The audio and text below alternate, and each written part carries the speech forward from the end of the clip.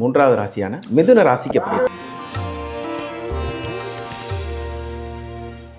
ராகவேந்தர் வழிபாடு குருவை பிடிச்சிக்கணும். இடம் மாற்றம், வீடு மாற்றம், மனை மாற்றம், உத்தியோக மாற்றம், தொழில் மாற்றம் எல்லாம் ஜூன் மாதம் வரைக்கும் தொந்திருப்பாங்க. டிரான்ஸ்ஃபர்ஸ் நிறைய வரும், ட்ராவல் நிறைய இருக்கும், குடும்பத்தை விட்டு பிரியக்கூடிய காலம் எல்லாம் பண்ணிக்கணும்.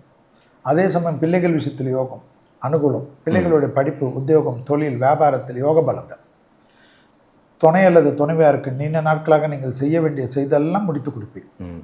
அவங்களுக்கு ரொம்ப நல்லது. குடும்பத்தில் அந்யோன்யம் அதிகரிக்கும், குடும்பத்தில் சுபகாரியம் நடக்கும், பிள்ளைகள் உருவத்தில் நடக்கும், பிள்ளைகள் வருவது நடக்கும், குடும்பத்தில் துணை அல்லது துணைவியார் இல்லை என்றாலும் கைகூடும், தாய் வழி உறவு, தந்தை வழி உறவு மேன்மை அடையும். எப்படி சொல்கிறான் பாரு, அற்புதமாக கொண்டு வரான். தாய் வழி உறவு, தந்தை வழி உறவு மேன்மை அடையும். பெற்றோர்களுக்கு உங்களுக்கும் இந்த தீராத பழி சொல்கள்லாம் தீருமா. அதனால் குடும்பத்தில் பூர்வீக பொண்ணு தோஷம், சொத்து தகராறு அதெல்லாம் மாறுமா. நல்ல பொறுமையாக இருந்து செட் பண்ணிக்க. மகான்களை பிடிச்சிக்கணும். நான் ராகவேந்திரன் எனக்கு பிடிச்ச மகான் சொல்கிறேன். உங்களுக்கு எந்த மகானம் வேணுமோ பிடிச்சிக்கணும். அதான உயிரோடு இருக்கிற மகானை பிடிச்சிக்கின்னு என் உயிரை வாங்காது.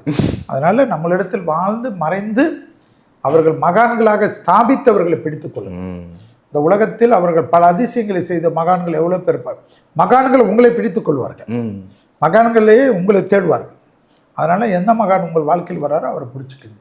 நல்லதெல்லாம் நடக்கும். தொழில் நிச்சயமாக ஜூலை மாதம் 14ஆம் தேதி வரைக்கும் சில தொந்தரவுகள் இருக்கும். ஆனால் ஜூலை மாதம் 14ஆம் தேதிக்கு பிறகு தொழில் அபிரதமாக இருக்கும், ஆட்டோமேட்டிக்காக இருக்கும்.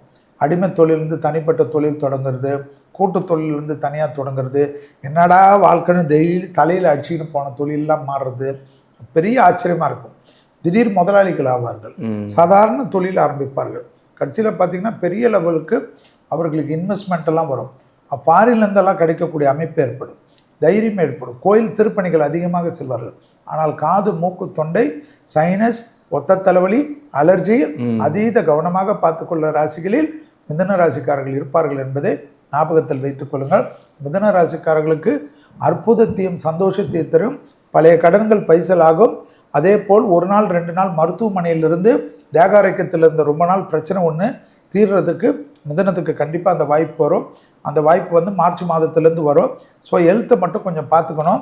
மிதுனத்துக்கு இடது பக்க தேக ஆரோக்கியத்தை முழு உடல் பரிசோதனை செய்து கொள்ள வேண்டும். இடது பக்கம் என்றால் இதயம் இருப்பதையும், அதே போல் liver function test, kidney function test எல்லாம் செய்து கொள்ளக்கூடிய ராசிகளில் மிதுனம் வரும். தேக ஆரோக்கியம் தான் 2026ஆம் ஆண்டில் சேஷ்டிகளை காட்டும்.